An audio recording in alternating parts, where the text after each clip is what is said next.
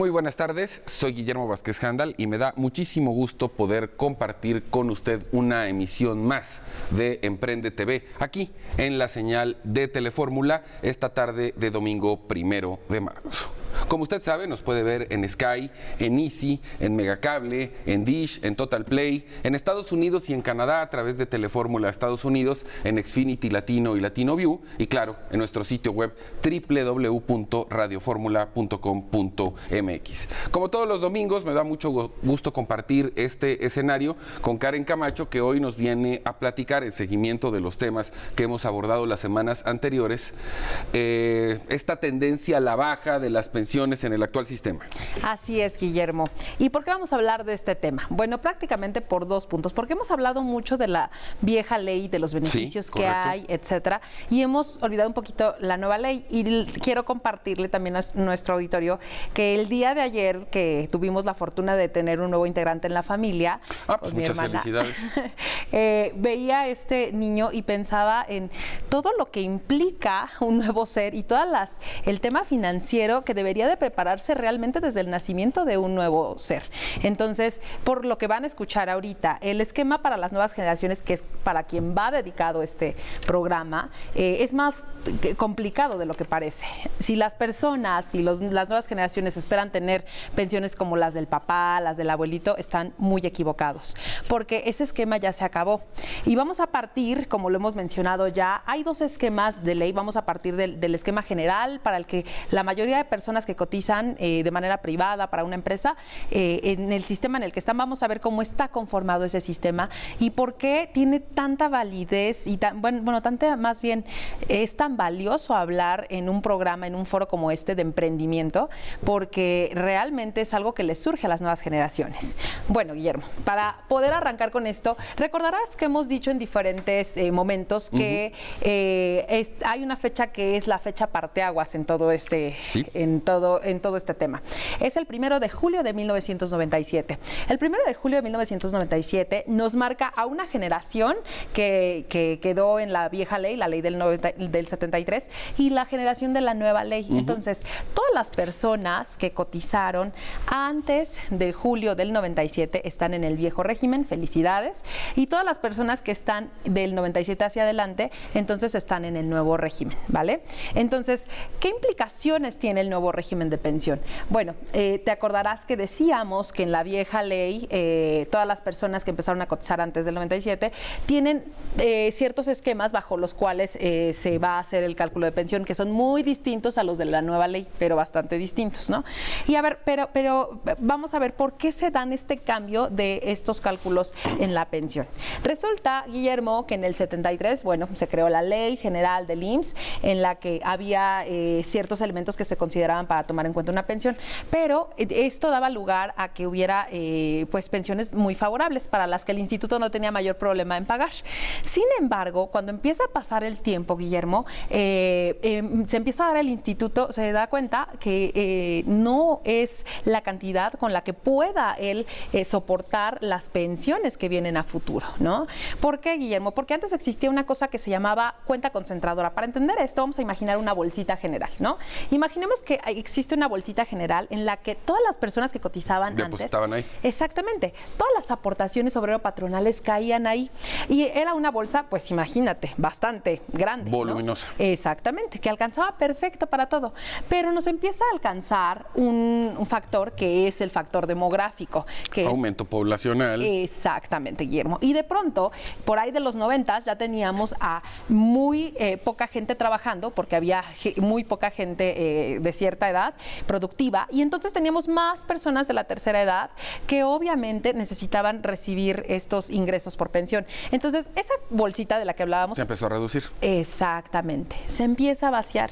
¿Y qué pasa cuando se empieza a vaciar? Entonces, el instituto dice, tengo que tomar una decisión. Sí, porque haces una proyección muy lógica, diciendo, si ahorita estoy en esta circunstancia, en 10 años... Exactamente. Va a aumentar la población en un porcentaje X. Así es. Ya no me va a alcanzar. Así es. Entonces, lo que empiezan a hacer es decir, ya no nos va a alcanzar para esto. Y entonces en el 92 entra un esquema que son las ICEFAS, la gente que cotizó del 92 al 97 se acortará de estos sistemas en los que ellos ya las aportaciones, no existían las AFORES, las aportaciones se hacían a las ICEFAS.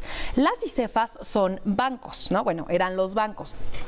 Ese dinero que estaba en las AFORES, en las ICEFAS, lo tenían los bancos. Hoy lo tiene Banco de México, ese dinero. Entonces, ya hablaremos también, por cierto, del SAR 92. La gente que cotizó en esos tiempos verá que en su estado de cuenta de Afore hay un rubro que se llama SAR 92. Ajá. Salud. Gracias. Y esto se refiere a las aportaciones que se dieron en ese momento. Las ICEFAS eran un ensayo de lo que vendrían a ser las AFORES. Entonces, en este ensayo que se empieza a dar, realmente no fructifica mucho y entonces voltean a ver a los esquemas de Latinoamérica y se copia el esquema de las AFORES. Un esquema que ya teníamos en Chile, que ya teníamos en Colombia, ¿no? Entonces, se empieza a copiar este esquema. ¿Y en qué consiste este esquema? En que ahora se dice, ¿sabes qué? Ya no va a haber una bolsita general en la que todo mundo aporte, sino que ahora va a haber pequeñas bolsitas individuales en las que lo que tú ahorres es lo que vas a recibir. No vas a recibir más. Con la promesa que esas AFORES además invertirán ese dinero para generar un mayor rendimiento y que tu dinero pudiera crecer un poco. Esa era la promesa. Esa era la promesa. Exactamente, pero resulta que cuando vamos a los resultados hay que ver si ha funcionado esto o no. O ¿Tienes más o menos idea de en cuánto se podría calcular ese crecimiento si es que lo hay? De hecho, todos teníamos idea hasta el año pasado. ¿Por qué? Porque resulta que las AFORES antes en su estado de cuenta decían cuáles eran los rendimientos que daban, pero a partir de este año se darán cuenta que cambió el estado de cuenta de las AFORES y ya no tenemos ese dato tan a la mano como estaba ¿Pero antes. eso no es medio ilegal? No es ilegal porque la CONSAR es la que determina cómo va a ser el estado de cuenta, pero lo que sí es que nos deja ver entre líneas que entonces hay una falta de información que nosotros tenemos ahora. Pero no es una falta de información por omisión.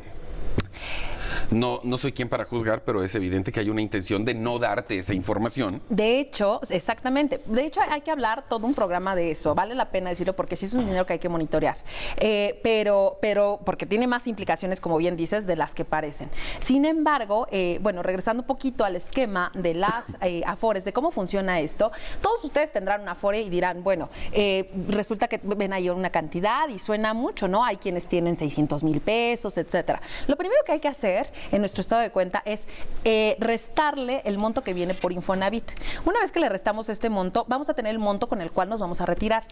Ese resultado, la manera más sencilla de entender la nueva ley, porque hay varios esquemas, pero la manera más sencilla es dividan ese monto entre la esperanza de vida que va a haber en esa fecha y entonces vamos a sacar el monto que nos toca de pensión. Resulta que si tuviéramos, imaginemos, 1 millón de pesos en la AFORE, lo hemos dicho en otras ocasiones, con 1 millón de pesos en la AFORE, realmente en la vieja ley, por todos los cálculos que se hacen, estamos hablando de una pensión de 50,000 pesos, pero que con ese mismo millón de pesos en la AFORE, en la nueva ley, realmente la pensión es de 4,166 pesos. O 10 veces menos. Por supuesto. Entonces, estamos hablando de algo bastante grave. ¿Qué tendrían que hacer las nuevas generaciones para alcanzar los otros montos? Bueno, Guillermo, no sé si te acordarás que hubo una campaña muy sonada de la CONSAR de 10 pesitos al día y con 10 pesitos al día, si sacamos cuentas, 10 pesitos al día no son suficientes, por supuesto, para obtener una pensión. Realmente lo que necesitaríamos para alcanzar una pensión como la que te hablaba de los 50,000 pesos, estaríamos hablando que necesitaríamos no 10 pesitos al día, sino 1,097 pesitos al día. Al día. O sea, estás hablando que es una cantidad impresionante. Arriba de 30,000 pesos mensuales. O sea, ¿y quién podría estar haciendo eso? Bueno, tendrías que tener un sueldo suficientemente grande para que puedas ahorrar ese dinero. Exactamente. Entonces, y además la pregunta ¿sería lo ideal si yo tuviera 30,000 pesos al mes disponibles para ahorrar, invertirlos en la AFORE? Bueno, esa respuesta nos la das tú. Claro que sí. Hay muchas alternativas, Guillermo, muchas más alternativas de las que parecen y realmente eso hay que decírselo a la gente. Una de ellas, por supuesto, es emprender, sin duda, pero también hay otros instrumentos financieros que te pueden dar muchísimo más beneficios de los que te podría dar una AFORE como tal, ¿no? Entonces, Entonces, el primer apunte que hay que tomar en cuenta es las Afores, sí son muy relevantes en este esquema, porque es un ahorro que de todas maneras vas a tener, pero hay que ver cuánto realmente vale la pena que esté en la Afore y si tenemos un extra. Es decir, que exactamente, los excedentes no meterlos en la Afore y mejor buscar otro mecanismo más redituable. Exactamente, exactamente. A menos que tu única capacidad de ahorro al mes sean 100 pesos, si son 100 pesos solamente, métanlos a la Afore, porque no va a haber algo que les dé algo mejor. Pero si tienen su capacidad económica, les da para ahorrar más de 100 pesos al mes, entonces hay instrumentos muchísimo más eficientes y que les pueden dar más que invertirlos en la Afore, ¿vale? ¿Hablaremos de eso en el siguiente bloque? Claro que sí, por supuesto que sí. Vamos a un corte, no tardamos absolutamente nada. Vamos a seguir aquí en Emprende TV, en la señal de Telefórmula con Karen Camacho, y precisamente en el siguiente bloque le va a decir cuáles son esas otras alternativas de inversión. No tardamos.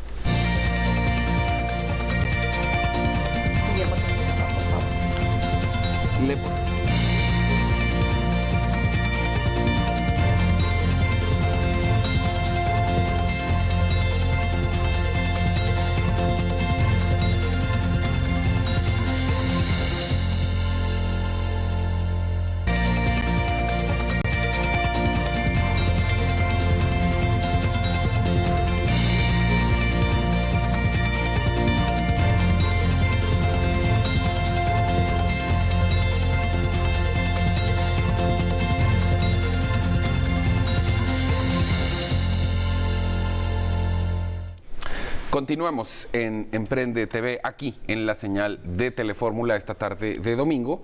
Comentábamos en el bloque anterior, en esta exposición que nos hacía Karen, diferenciando los beneficios y o perjuicios de estar en el sistema de la nueva ley, la ley anterior para efecto de las pensiones, que la perspectiva, sobre todo para los que están en la nueva ley, respecto de su capacidad de ahorro en la Afore, no es precisamente redituable. Claro, claro. Y comentabas que hay otros esquemas en los cuales esos excedentes que se pudieran tener del ingreso podrían tener un mucho mejor rendimiento. Así es, Guillermo. Hay muchas alternativas más de las que parecen.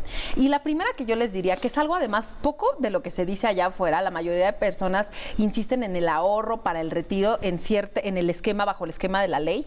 Ahora, recordemos que hay que sacarle todo el provecho al dinero y a las instituciones financieras y a los instrumentos financieros que existen, ¿no? No que seamos nosotros quienes estemos realmente alimentando a estos instrumentos y a estas instituciones de manera ineficiente. Entonces, el primer factor que yo diría es, evaluemos qué tan bueno sería que alguien recibiera una pensión bajo el nuevo régimen, Guillermo. Bueno, con la diferencia que señalaste de 50 a 4,000 pesos. Claro, claro. Y además, insisto, nosotros en finanzas siempre tenemos que pensar en costo-beneficio. Entonces, no solamente es el monto del ahorrado, sino también cuántos años necesito yo para tener una pensión. En la nueva ley, Guillermo, quienes estamos en la nueva ley necesitamos 25 años, bueno, 1,250 semanas cotizadas. Entonces, 25 años versus la vieja ley que tenía 500 semanas, que eran 10 años. O sea, hay una diferencia abismal. Entonces, vale la pena que yo cotice 25 años y que después vaya a aspirar a una pensión tan pequeña.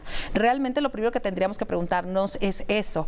Por eso en realidad es que, los esquemas de nómina y de trabajadores hay que tener obviamente cuidado que esto no sea usado de manera incorrecta, porque no es la idea.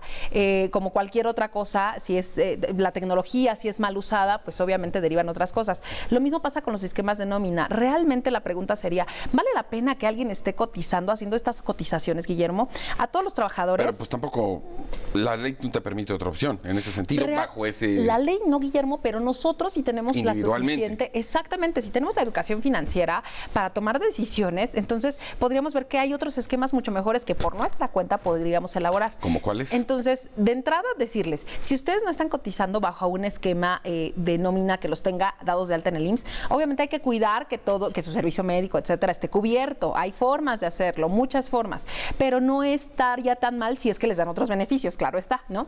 Entonces, la primera primera parte de donde tenemos que partir es, ¿realmente nos conviene tener una pensión? Punto número 1. Y si la respuesta fuera no, Guillermo, hay una forma de obtener todo el dinero ahorrado en la Afore sin que nos lo tengan que dar poco a poco, ¿no? Si yo tengo 1 millón en la Afore, preferiría que me lo dieran en una sola exhibición a que me lo estuvieran dosificando en montos de 4,166 pesos mensuales, ¿no?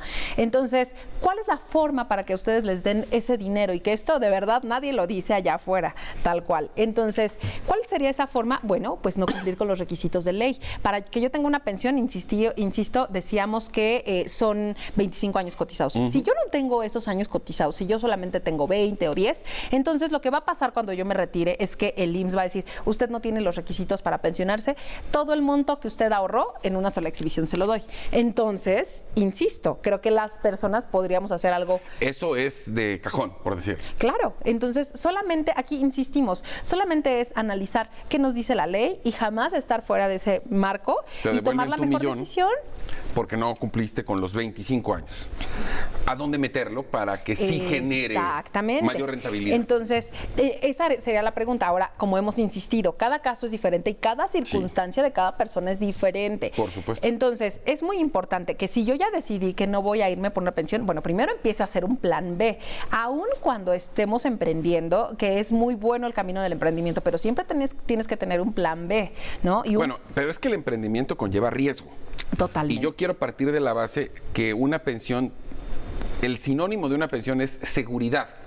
Exactamente. Por lo menos voy a recibir esta cantidad al mes fija. Sí. Si emprendo un negocio, estoy aventándome a una aventura en la que me puede ir muy bien, ojalá, o muy mal. Muy mal, exactamente. Entonces tenemos que medir todos esos riesgos. Por eso es que sea cual sea el emprendimiento que ustedes decidan, aunque les esté yendo de maravilla, siempre hay que tener un plan B que nos permita tener una seguridad, no solo al momento de llegar a la pensión, al retiro, sino en ese camino, Guillermo. Hay un riesgo que poca gente mide, que es la invalidez. Sí, claro. Realmente la invalidez es uno de los riesgos más catastróficos que puede suceder. ¿Por qué? Porque si te mueres, pues bueno, al final de cuentas te moriste y ya no afectaste como a mayores personas, ¿no? Pero, o bueno, dependiendo del esquema. Pero el punto es, si yo me quedo vivo con una invalidez, o sea... Ahí que se puede hacer seguros. Una carga. Claro, para por invalidez. Supuesto, totalmente. Entonces, siempre mis planes, todos mis planes deben considerar 2 elementos. Uno que es el retiro y otro que es la invalidez. En el inter tengo que cuidarme de que no, obviamente, tenga este riesgo que me quite todos los beneficios a futuro. Entonces, y acabas de tocar una de las estrategias y una de las cosas que siempre estamos recomendando para los temas de retiro. No podemos andar por la vida sin un plan financiero que tenga contemplado una protección, porque esto, insisto, puede ser desastroso. Para dar muestra de qué tan desastroso puede ser este tema, una invalidez, no sé si ustedes sepan, en el auditorio, o tú, Guillermo, sabías que la pensión por invalidez, en el momento en el que estás más necesitado de este dinero, la pensión es del 35% de lo que tengas registrado que estás ganando.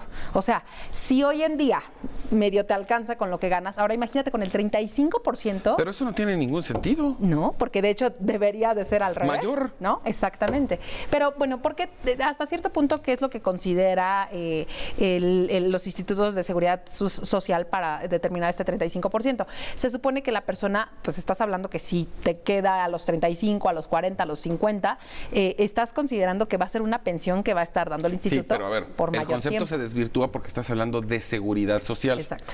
Y la lógica me dice que una persona inválida muy difícilmente va a poder trabajar. Exactamente, Guillermo, totalmente. Entonces, por ese lado, digo, tiras todos los otros argumentos, porque sin duda es el momento en el que se está más vulnerable. Por supuesto. Entonces, hay que considerar que nuestro plan para el retiro contenga una protección, porque existen muchos. El plan de retiro ordinario, Guillermo, para las nuevas generaciones, que además se da mucha difusión a esto, estamos hablando que el plan de retiro considera unas aportaciones de aquí hasta los 65 años. A ver, una persona que está en emprendimiento, que está en la etapa de acumulación, se llama, en la etapa de comprarte el carro, la casa, invertirle a la empresa, etcétera. Vas a amarrarte a a una aportación fija de aquí hasta los 65 años, hay otras opciones realmente que te pueden dar mayores beneficios, no precisamente amarrándote a pagar una cantidad de aquí hasta los 65 años. Es bueno el hábito del ahorro, no estoy diciendo lo contrario. O sea, es muy bueno que ahorren. No, es ¿en dónde? Exactamente, ¿en dónde? Y, a ver, si yo tengo la capacidad de tener una disciplina financiera en la que estoy ahorrando cierta cantidad y que la puedo aumentar, felicidades. Solamente que visualicemos en qué etapa estoy, cuáles son mis circunstancias, cuáles son mis riesgos y con base en eso determinemos cuál es el plan de retiro idóneo. Entonces, el plan de retiro idóneo, la verdad es que a mí me parece que, como en el caso de las Afores, se queda corto todavía, porque no te da todos los beneficios que tú necesitas para suplir estos riesgos que tienes y para imaginar en un retiro digno, ¿ok? Entonces, hasta aquí hemos tocado las aportaciones en las Afores. Hemos dicho, no son malas, ningún instrumento financiero es malo, pero no te da todos los beneficios que otros instrumentos te pueden dar, ¿vale? Entonces, primero, si no son capaces de ahorrar más de 100 pesos al día, busquemos otro instrumento. Siguiente, plan de retiro. Bueno, el plan de retiro realmente insistimos en que es algo muy cuadrado, que tiene beneficios fiscales, pero hay que decir, los beneficios fiscales, la materia fiscal es una materia que se va modificando año con año. Entonces, si un año nos quitan los beneficios fiscales, nuestro plan de retiro pues ya no podría tener los mismos beneficios que significarían un año con beneficios fiscales. Entonces, el siguiente punto, Guillermo, sería otro tipo de seguro. Existen realmente, las aseguradoras manejan, y esto de pronto es poco explorado, porque las aseguradoras tienen muchísimos beneficios en los que uno puede estar ahorrando de una manera, digamos, no tan arriesgada, o en algunas aseguradoras sí, pero el punto es identificar algo tranquilo, algo que me mantenga protegido y que me pueda dar una estabilidad a futuro. En el próximo programa hablaremos hay un instrumento que poco se utiliza para retiro, pero que embona perfectamente para el retiro. Es que yo creo que va a ser muy interesante poder analizar, evidentemente por una cuestión de tiempo será en el próximo programa, todas estas alternativas, porque como siempre lo hemos dicho, cada caso es diferente, pero la posibilidad para el auditorio de conocer cuáles son esas alternativas, independientemente, como siempre lo decimos, que Karen está totalmente disponible para la asesoría a través de sus números de contacto y de redes sociales que aparecen en pantalla, para encontrar lo que mejor le conviene a cada quien. Exacto. Aquí lo que vamos a hacer es presentarle todas esas opciones. Claro. Y a lo mejor no alcanza también con el siguiente programa, pues lo hacemos en el tercero. Karen, muchísimas gracias. Gracias a ti. Nos vemos aquí el próximo domingo. Claro que sí. Ya sabe, aquí le van a presentar todas esas opciones para tener una posibilidad de un retiro digno. Mientras tanto, yo voy a un corte, no tardo nada, vuelvo de inmediato a Emprende TV.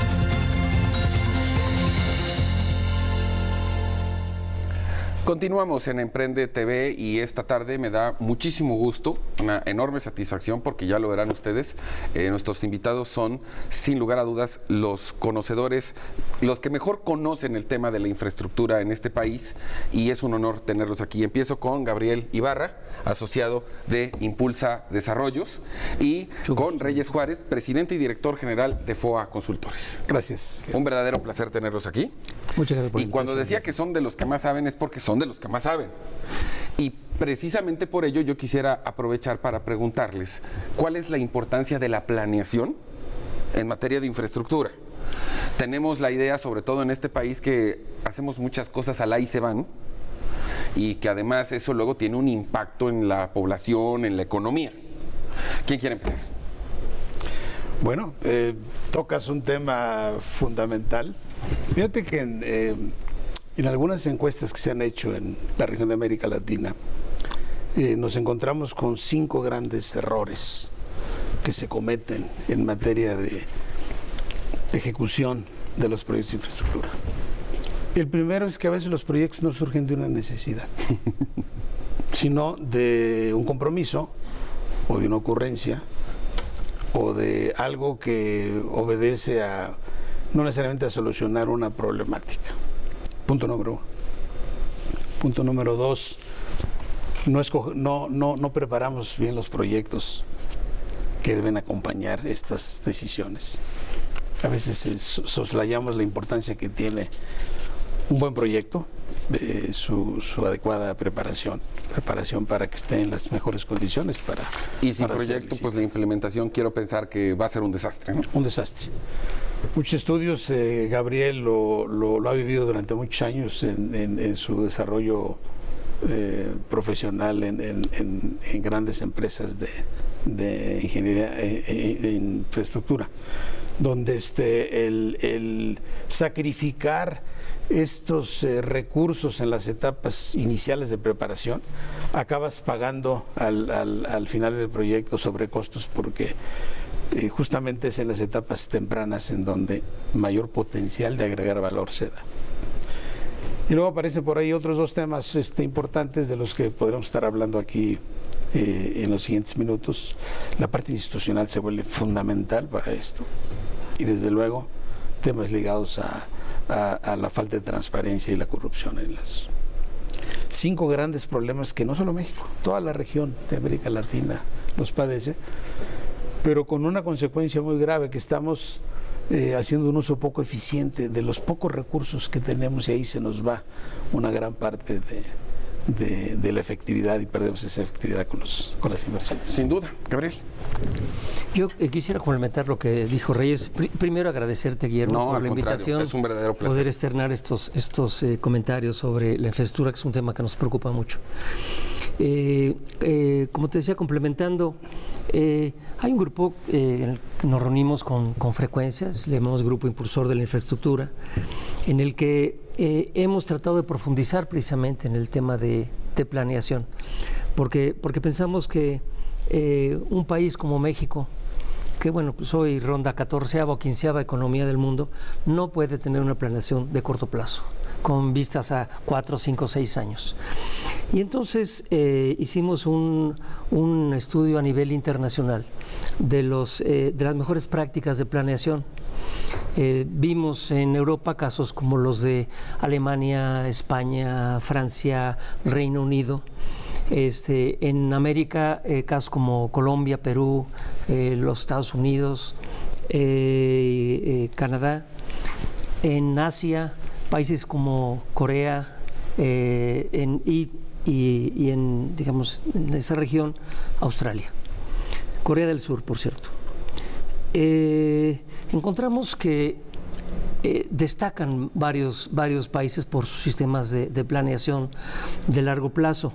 Particularmente encontramos los casos de Reino Unido, de Australia y de Corea del Sur, en donde en los 3 casos hay una concordancia en cuanto a que la planeación de la infraestructura se lleva a cabo con una visión de largo plazo y con una participación conjunta del sector público con el sector privado.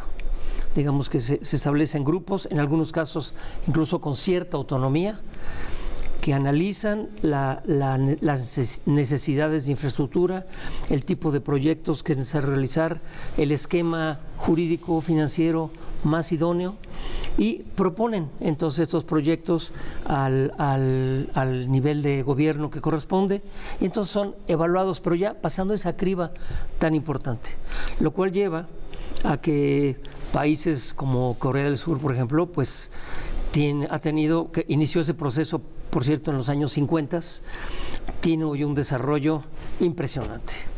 Recuerdo hace, 40 años que veíamos a Corea así un poco hacia abajo. Nos ha sobrepasado sin duda. Hoy se pone al tú por tú con los Estados Unidos en temas de electrónica, al tú por tú con países avanzados en temas de construcción naval, en fin, construcción automotriz. Un país sin duda con una visión de largo plazo y que avanza a ritmo gigantado. Es lo que quisiéramos plantear Es que es para una México. tristeza cuando pones estos ejemplos, es decir, ¿por qué nosotros no somos capaces de hacerlo? Entiendo la parte del primer problema que comentaste, que son las ocurrencias, estas míticas historias que hemos escuchado, sobre todo en el interior del país, de puentes que se construyen donde no hay un río, etcétera, etcétera, ¿no? Así es.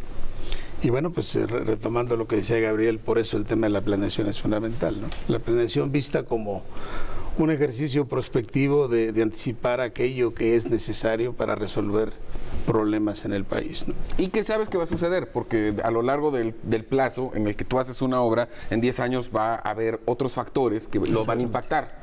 Por supuesto, por supuesto. Y de ahí la importancia de tener realmente un sistema de planeación. Porque, bueno, el mundo cambia, la competencia es muy fuerte, el país tiene que encontrar aquellos nichos de mercado en donde va a destacarse en relación con otras economías. Y por lo tanto, en esa planeación, el tema de la infraestructura se vuelve fundamental para efectos de alcanzar estas competitividades que el país requiere para ser muy atractivo para las inversiones, para generar empleos. Y bueno, pues ese es el tema central de la infraestructura, que es una gran palanca para el desarrollo. Infraestructura es desarrollo. Es desarrollo. Es un sinónimo. Efectivamente. Y en ese sentido, evidentemente, porque ustedes son los expertos, quiero pensar que sí hemos tenido algunos casos de éxito. Sí. No sé si recuerden alguna obra o alguna infraestructura realizada en este país, en cualquier parte de él, que a lo largo del tiempo haya cumplido con esos objetivos. No quiero pensar que todo está tan mal, ¿no? No, yo quiero ahí, si me permites comentar el caso que por muchos años ha sido exitoso de la Comisión Federal de Electricidad, donde se estableció hace muchos años el programa de obras e inversiones del sector eléctrico. Hoy se llama Pronafide, ¿verdad? Pronafide, si no me equivoco. Sí. Bueno, en aquel entonces el POICE, porque además en aquella época trabajaba yo en Comisión Federal de Electricidad. Te la sabes muy bien. Y se hacía un estudio prospectivo a 15, 20, 30 años de el desarrollo regional del país, y con base en esa prospección se elaboraba un plan a 15 años de inversiones, de plantas de generación de energía, de redes de alta tensión, en fin, un plan completo que la verdad es que ha sido ejemplo en México por muchos años. Sigue hoy, por supuesto, ¿cómo se llama? Operando ese mismo plan, adecuándose a las circunstancias, actualizado. Pero claro que ha habido casos de éxito en México, sin duda. Para no ser tan pesimistas, ¿no? La Secretaría de Recursos Hidráulicos en su momento, también hablo de hace 30 o 40, lo hizo muy bien en ese sentido. Tenemos hoy grandes obras que nacieron en esas épocas, ¿no? Lamentablemente se nos está agotando el tiempo del bloque, porque creo que este tema podría irse además ligando con otros. Espero que me puedan aceptar invitación para volver. Por supuesto. Y que sigamos pudiendo platicar de la importancia de la infraestructura, pero proponerles incluso particularizar más, poner más ejemplos para que nuestro auditorio, independientemente de su actividad, pueda dimensionar lo que esto significa y un poco pensar hacia futuro. O sea, ¿qué le podríamos proponer a la autoridad, a los gobiernos estatales en esta materia que es fundamental para el desarrollo del país? Con todo gusto, Guillermo. Gabriel Reyes, muchísimas gracias. Voy a un corte, no tardo nada. Volvemos de inmediato a Emprende TV.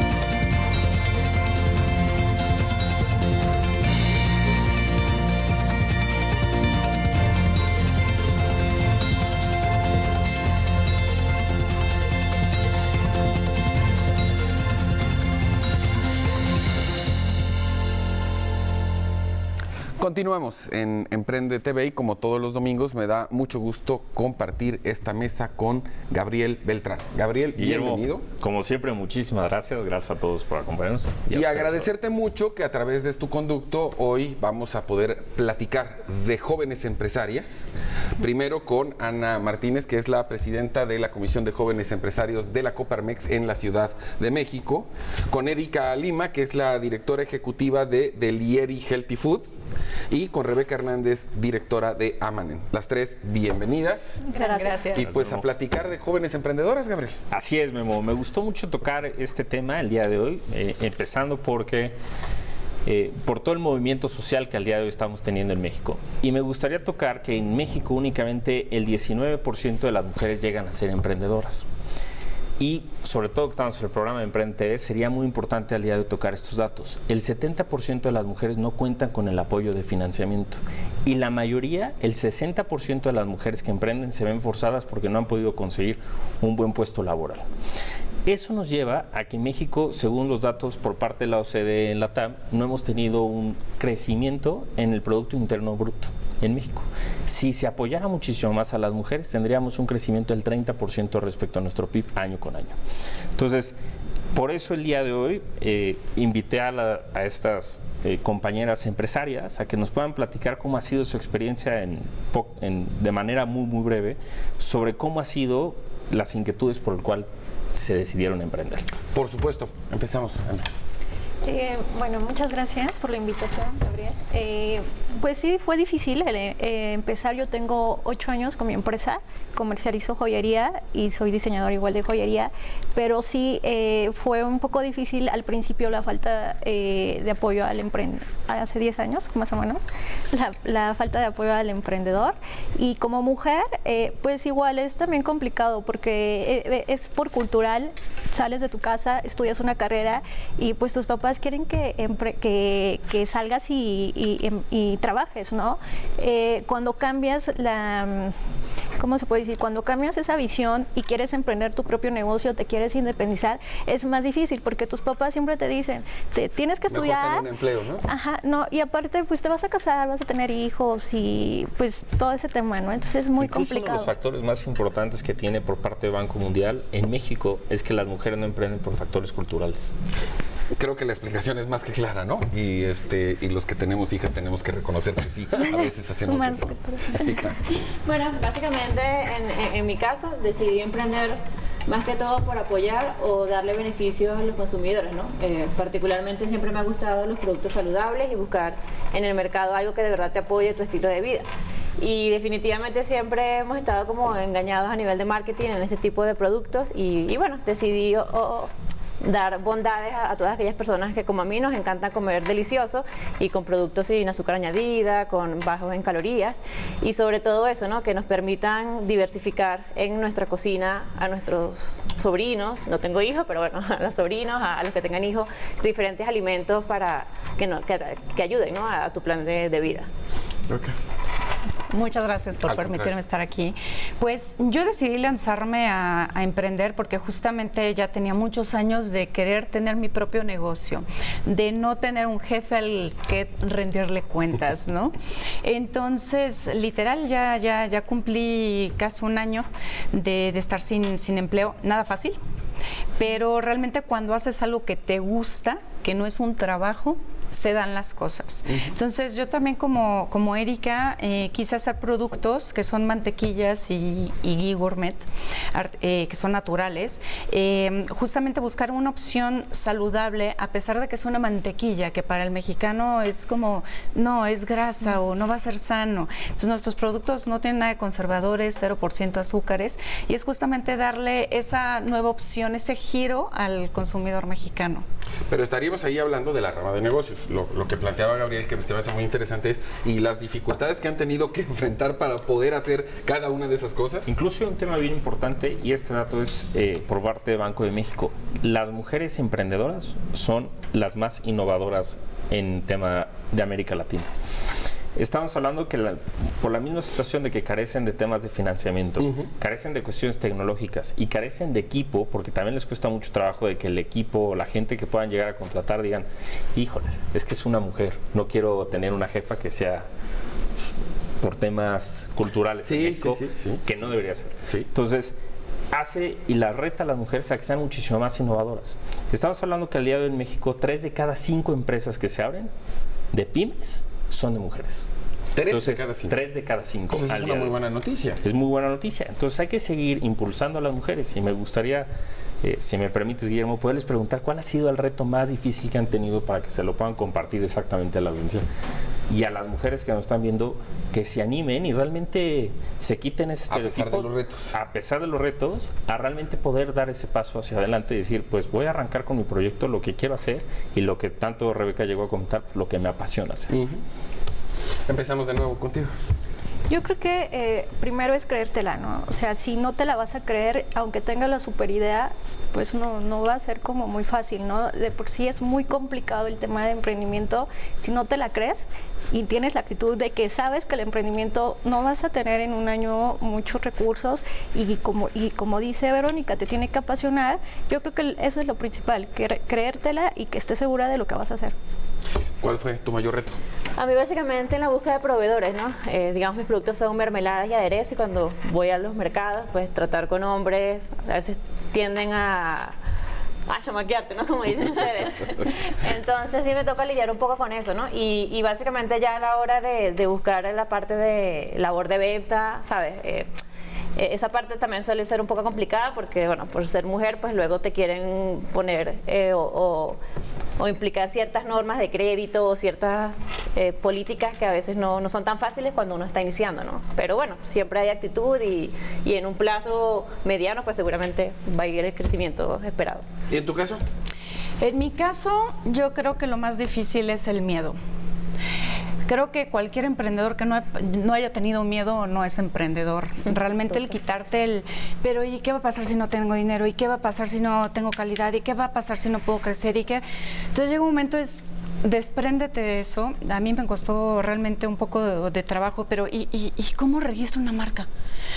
Cosas tan básicas que te pueden incluso bloquear, pero creo que debe de ser muy importante, hablando un poquito de número, que justamente hablando de las MIPYMES, micros, pequeñas y medianas empresas, las microempresas forman el 97% de las empresas en México, el 3% las pymes, y de este 97% son el 42% que forman parte del Producto Interno Bruto. Es gigantesco, y si realmente tuviéramos más apoyo crediticio, habríamos más emprendedores. La cuestión es de que va a ser más caro un crédito para un microempresario que para un gran empresario. Es ahí donde también yo hasta el momento no he tenido el valor, el coraje de acercarme a tener un crédito, porque también es parte de y si no logro y si mis proveedores no me alcanzan a entregar o cumplir con esta capacidad productiva, porque no es algo que enteramente caiga en mis manos, ¿no? Entonces son muchas cosas, pero en sí yo, como también recomendaciones, hay que quitarnos ese miedo, porque justamente si es algo que te apasiona, en algún momento vas a poder llegar a hacerlo. Lamentablemente la falta de créditos tiene que ver con la falta de apoyo gubernamental, pero también de la banca privada. Sí, pero también estamos tocando el tema y hay que tocar un tercer factor, que es el tema cultural. Estamos hablando que el 60% de los emprendimientos por parte de mujeres están en la informalidad. Entonces, eso conlleva a que no tengan los mismos beneficios al poder solicitar un crédito. Sí, claro, los requisitos que los requisitos, porque incluso por parte de la banca, de cada 100 de cada 100 personas, 38 hombres tienen cuenta de banco. De cada 100 personas, únicamente 32 mujeres tienen cuenta de banco, lo cual es una cantidad inferior en la parte de la banca, lo cual impide realmente que por parte de los instrumentos y los mecanismos de financiamiento puedan llegar a invertir. Al día de hoy existen ya fondos de capital privado que apoyan principalmente, y están asociaciones, en este caso, por ejemplo, Coparmex, en el cual hacen acercamientos por parte de diferentes fondos directamente con el tema de emprendimientos. Entonces, sí, al día de hoy, no nada más hay que centrarnos en la parte de que, bueno, si no consigo el financiamiento por parte del banco, pues bueno, hay muchísimas opciones. Ya hay temas de fondos de capital privado, puedo de manera inicial empezar, como siempre, a arrancar en todos los proyectos vendiéndole participación accionaria a Family and Friends, ¿no? Abuelita, préstame un dinero, por favor, voy a arrancar mi proyecto. Pero no hay que limitarnos únicamente en esa parte, realmente sí es empezar con el proyecto, empezar realmente desde el inicio del proyecto con un tema de formalidad. Sí, efectivamente, y ustedes ya lo han comentado, esto se trata de retos. Les quisiera pedir, antes de que se nos acabe el tiempo, una reflexión final a cada una de ustedes. Yo creo que el emprender es nuestro futuro. Yo les voy a hablar, bueno, en cuestión de jóvenes, los jóvenes no estamos preocupados por nuestro presente, sino por nuestro futuro. ¿Tu reflexión? Básicamente es salir de la zona de confort, ¿no? Estamos acostumbrados a mantenernos en un círculo y si te gusta algo, ¿por qué no? Inténtalo, ¿no? Seguramente vas a tener frutos por esa dedicación. Por lo menos hay que intentarlo. Claro. De este lado que haya más empresarios, porque eso significa que va a haber más empleo cada vez para más mexicanos que lo hacen falta y luego no pueden colocarse en grandes empresas. Sí, ojalá y las condiciones también sean las propicias para que haya más empresas. Les quiero agradecer muchísimo a las tres por haber estado esta tarde aquí con nosotros en Emprende TV. Gabriel, muchísimas gracias. Muchas gracias, como siempre. Y gracias a usted que nos hace el favor de acompañarnos todos los domingos aquí en la señal de Telefórmula. Yo le veo el próximo sábado en Diálogo Abierto a las 7 de la noche y por supuesto el domingo en Emprende TV a las 5. Pase lo mejor que pueda lo que resta de este fin de semana. Gracias.